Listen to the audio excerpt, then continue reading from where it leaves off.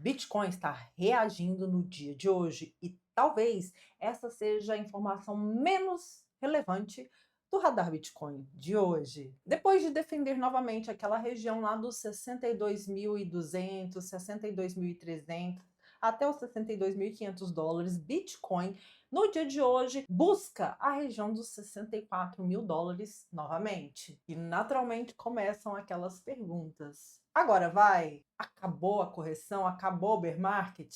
É hora de comprar? Mas hoje eu quero propor uma pergunta diferente. O que precisa acontecer para essa alta deixar de ser apenas uma reação, realmente começar a representar uma mudança de estrutura? Porque subir é uma coisa, conseguir permanecer lá em cima quando os vendedores aparecerem é outra coisa completamente diferente. E nessa semana podemos inferir qual movimento está realmente acontecendo. Porque temos um Bitcoin reagindo, mas temos fluxos institucionais ainda fracos. Petróleo segue pressionando. Nessa quarta-feira temos uma peça importante que pode ser colocada para o mercado por meio das minutas do Fed.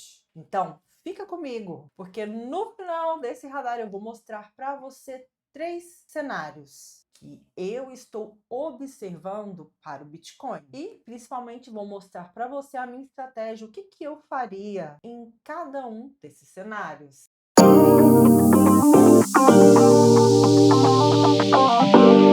Sejam muito bem-vindos a mais um Radar Bitcoin. Eu sou Sheila Faria e se você chegou agora, precisa saber de uma coisa. Esse é um quadro que não tenta adivinhar para onde o Bitcoin vai amanhã. Nós usamos aqui o Bitcoin como um laboratório muito mais importante, como tomar melhores decisões em um ambiente de incerteza. Porque acompanhar o preço é fácil, mas descobrir o que está por trás do movimento do preço é mais difícil de entender. E o mercado desta segunda-feira está nos dando uma aula exatamente sobre isso. Vamos começar pelo Bitcoin. Nós vínhamos acompanhando há semanas um movimento de lateralização do preço, uma região de consolidação, sendo que a parte inferior, o suporte, fica na região dos 62.300 dólares. Na parte superior, aproximadamente 66.500, 66.700. E durante o final de semana, o Bitcoin voltou a tocar a parte inferior dessa faixa de preço. Só que aconteceu algo muito importante, o mercado reagiu. A gente viu na manhã dessa segunda-feira os compradores se apresentando e começamos a observar uma recuperação em direção aos 64 mil dólares. Agora, cuidado, porque é justamente aqui que começam um dos erros mais comuns dos investidores. O preço sobe 1%, 2%, imediatamente a nossa mente quer transformar esse movimento pontual em tendência. Só que o mercado ainda não nos deu essa informação. Por enquanto, o que temos é uma boa defesa de suporte seguida por uma reação compradora. E isso é positivo, mas ainda não é confirmação. Eu quero mostrar para você exatamente por quê? Existe uma região que eu estou observando com muito cuidado agora, que é a região entre os 64 mil e os 64.500 dólares. Porque não basta chegar nela. Eu quero observar o comportamento do mercado quando chegar nessa região. O Bitcoin consegue se recuperar? Consegue fechar acima e principalmente consegue transformar uma região que funcionava como resistência em um suporte? Porque existe uma diferença cabulosa aí entre tocar o preço e conquistar o preço. Guarda essa frase. Força não é o Bitcoin subir em uma segunda-feira. Força é o Bitcoin conquistar um nível. E mais importante, é o Bitcoin conseguir defender esse nível quando os vendedores voltarem. E se isso acontecer, a nossa conversa começa a mudar. Porque acima dessa região nós podemos voltar a olhar para os 65.500 dólares, depois os 66.500 dólares e particularmente esses 66.500 dólares é muito importante, porque é a parte superior dessa consolidação, desse range. É ali que o Bitcoin começa a ter a oportunidade de provar que existe algo maior acontecendo. Agora vem a parte interessante, porque enquanto o preço reage, existe uma variável que ainda não confirmou essa força: o fluxo institucional. Na semana passada, os ETFs spot americanos de Bitcoin tiveram uma saída líquida de aproximadamente 390 milhões de dólares. Foi a maior retirada semanal em cerca de 6 semanas. E veja como essa informação deixa o movimento atual mais interessante. Preço reagindo, mas o fluxo institucional ainda negativo. A pergunta passa a ser: quem está sustentando essa recuperação do preço? E mais importante, esse comprador permanece se o Bitcoin atingir a região dos 65 mil dólares? Porque o mercado ele não precisa apenas de compradores. O mercado precisa de compradores dispostos a pagarem preços progressivamente maiores. E isso nós ainda precisamos ver. Aqui eu quero fazer uma pausa, porque existe uma tendência no mercado cripto de transformar os fluxos de ETFs de Bitcoin em uma bola de cristal. Entrou dinheiro, Bitcoin sobe. Saiu dinheiro, Bitcoin cai. Mas não funciona exatamente assim. Fluxos são uma peça, não são quebra-cabeça inteiro. O que eles nos ajudam a observar é o apetite marginal à exposição ao Bitcoin. E existe algo interessante acontecendo. No começo do mês de agosto, tivemos uma forte entrada de capital. Depois, esse movimento virou. Semana passada saíram 390 milhões e agora o Bitcoin tenta novamente ganhar força. Então, eu não estou apenas interessada no número dessa segunda-feira. Eu quero observar uma sequência. Se o Bitcoin continuar subindo, os fluxos institucionais acompanham, porque aí começa a ter uma confirmação mais interessante. Preço, volume, fluxo, contexto macro. Quando essas peças começam a apontar a mesma direção, qualidade do movimento muda. Agora, vamos olhar o que está acontecendo no macro. Talvez você pergunte: Sheila, mas os dados americanos de macroeconomia enfraqueceram, o CPI veio dentro do esperado, houve menos criação de vagas de emprego, como mostrou o payroll em menos 23 mil vagas. Isso não deveria ajudar o Bitcoin? Em teoria, sim. Esses dados recentes, eles diminuíram um pouco aquele medo de um aumento das taxas de juros americanas. E nesta segunda-feira, a estatística que apontava essa alta de juros, ela recuou e agora está em torno de 30%, abaixo do número da semana passada. E o dólar também mostrou um certo enfraquecimento. E isso deveria mostrar um ambiente mais propício para os ativos considerados de risco. Mas existe um detalhe: os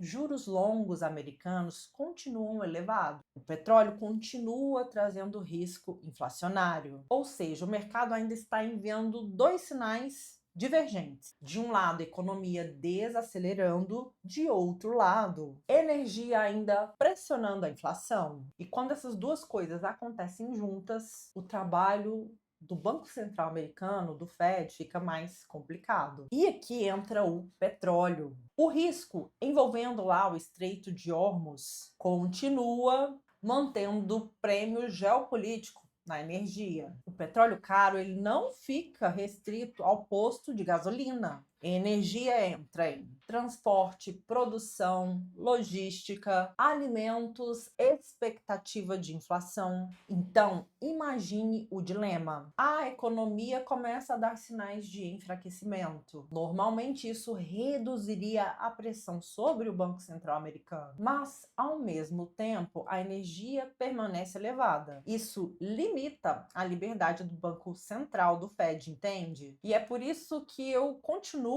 acreditando que o ambiente que a gente está de mercado global é de risk-on seletivo, ou seja, tem um certo desejo por risco, mas ele está seletivo. risk-on seletivo. Não é euforia, mas também não é pânico. E agora chegamos ao evento que provavelmente vai dominar as narrativas macro dessa semana. Na quarta-feira saem as minutas do FONC, o Comitê de Política Monetária Americano. E existe aqui um detalhe fascinante. Na reunião de julho, o Fed decidiu manter a taxa de juros naquele intervalo entre 3,5% e 3,75%. Mas a votação não foi unânime, foram 9 votos a favor e 3 contra. 3 membros queriam elevar as taxas de juros em 0,25 pontos percentuais. Isso mostra uma divisão relevante. Mas existe um problema. Essas minutas, elas mostram o que o Fed estava pensando durante aquela reunião de decisão de taxas de juros. Desde então, o mercado recebeu novas informações, dados de emprego, varejo, inflação e mudanças importantes no petróleo. Então, quando essas minutas forem divulgadas, eu não quero que você simplesmente pergunte. Elas são hawkish ou dovish? Hawkish mais duras, dovish mais suaves. Eu quero que você faça uma pergunta melhor. Quanto daquilo que o Fed pensava naquela reunião ainda continua válido depois dos dados que vieram? Percebe a diferença? Isso é pensamento de segundo nível. Você sabe o que é pensamento de segundo nível? Se não sabe, acompanhe a sexta-feira da Mente Estratégica. Inclusive, gente, eu tô pensando de mudar a sexta-feira da Mente Estratégica para o sábado. Comenta aqui para mim se você prefere na sexta ou no sábado. Estamos analisando esse livro e o primeiro capítulo fala sobre o pensamento de segundo nível. E esse vídeo já está disponível, eu vou deixar o card para vocês aqui. O investidor vê a manchete. Fed preocupado com inflação. Ele vai lá e vende. Outra manchete. Economia enfraqueceu. Ele vai lá e compra. Aí ele vê outra informação. Bitcoin rompeu 64 mil dólares. Aí ele vai lá e compra de novo. E passa a vida inteira reagindo a manchetes. Mas, gente, patrimônio não é construído reagindo a cada notícia que você encontra aí no X, na internet. É construído entendendo qual informação realmente muda o cenário. E essa talvez seja a maior mensagem do Radar Bitcoin de hoje. Agora sim, vamos aos 3 cenários. Vamos colocar tudo que vimos aqui em uma estrutura prática, não como uma previsão, mas como cenários. Combinado? Cenário número 1, Bitcoin continua dentro da caixa. Eu ainda considero esse cenário o cenário base. O Bitcoin pode continuar consolidando, lateralizando nessa estrutura de preço que vai dos 62.300 dólares aos 66.500 dólares. Nesse cenário, teremos movimentos como nós vimos hoje. O preço vai lá, cai nos 62.300, é defendido e volta a subir. Aí encontra o vendedor, volta a cair. Isso é consolidação. E talvez a melhor decisão nesse ambiente seja justamente a mais difícil. Não confundir o movimento com oportunidade. Cenário 2 é quando a reação vira força. Agora a gente tem um cenário que ficou mais interessante nessa segunda-feira. Primeiro passo seria o Bitcoin recuperar os 64 mil dólares, se sustentar acima dos 64 mil, ir buscar os 64.500, depois atacar os 65.500 e terceiro, testar a região dos 66.500 dólares. E se isso acontecer, é bom a gente observar o volume de negociação, os fluxos dos ETFs, o dólar e os juros do Tesouro Americano e o comportamento do preço depois do rompimento da região dos 64 mil dólares. E aí começamos a poder dizer que talvez o movimento não seja apenas um repique. Cenário 3, o mercado rejeita a alta. Esse cenário, gente, ninguém pode ignorar. Seria o cenário de o Bitcoin chegar a tocar os 64 mil dólares, encontrar vendedores fortes e o preço voltar a cair. Devolve o movimento e não sustenta o suporte dos 62.300. Perde esse suporte, aí a leitura muda. Nesse caso, nós voltamos a olhar para a região dos 61 mil dólares, dos 60 mil dólares e até uma extensão mais profunda na região dos 58 mil, 56 mil dólares. Isso não significa que o Bitcoin vai para 58 mil dólares, entende? Significa apenas que, se acontecer esse cenário 3, isso pode acontecer, mas eu acredito que o cenário 1 e o 2 são mais prováveis. Você se lembra da pergunta que eu fiz no começo do vídeo? O Bitcoin está reagindo, mas quando que essa reação se transforma em força? Agora nós temos a resposta. Não é simplesmente quando aparece uma vela verde. Não é quando o X fica otimista. Não é quando alguém posta Bitcoin vai explodir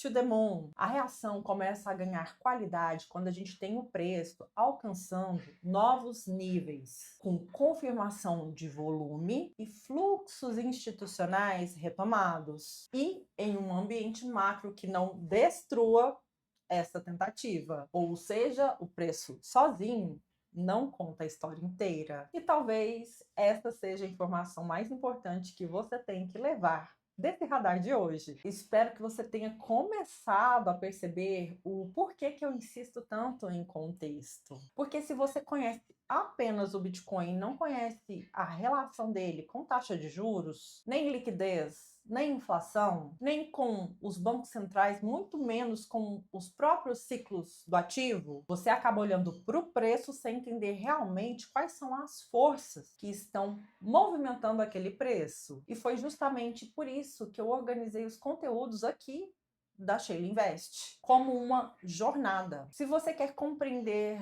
melhor o que é o Bitcoin, o que é dinheiro, inflação, taxa de juros, comece pelo nosso e-book, A Revolução do Bitcoin. Se você quer aprofundar nos princípios do próprio Bitcoin, existe o Bitcoin Descomplicado, que é um curso com aulas que você vai ter para você e acompanha cada aula um material que você vai poder acompanhar e estudar quando quiser. Não precisa rever a aula, você vai ter o material lá disponível para você. Agora, se você já conhece o Bitcoin, mas quer entender melhor os ciclos, comportamento e dinâmica de mercado, existe o curso Hackeando os Ciclos do Bitcoin. E os links para você acessar todo esse conteúdo está aqui na descrição desse vídeo. Mas tem uma coisa que eu sempre digo: não estude o Bitcoin para descobrir qual o próximo preço. Estude para você não depender de alguém dizendo para você o que fazer quando o preço mudar. Isso é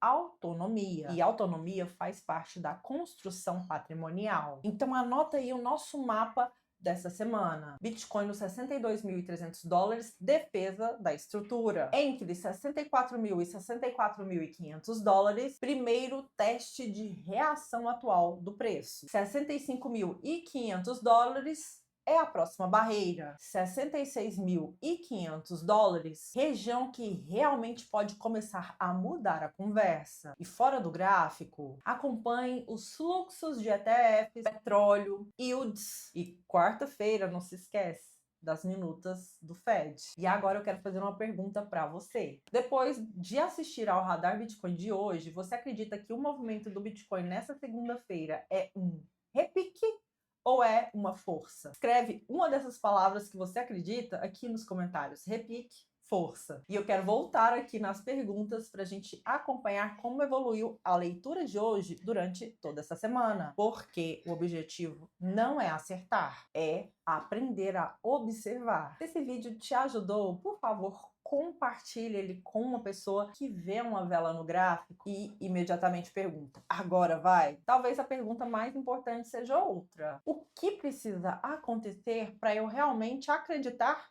que agora vai? Eu sou Sheila Faria, você está no canal Sheila Invest. Lembre-se, preço chama atenção, contexto gera riqueza. Um beijo, ótima semana, até o próximo radar. Não se esquece de me acompanhar nas outras redes sociais, vou deixar o link aqui também.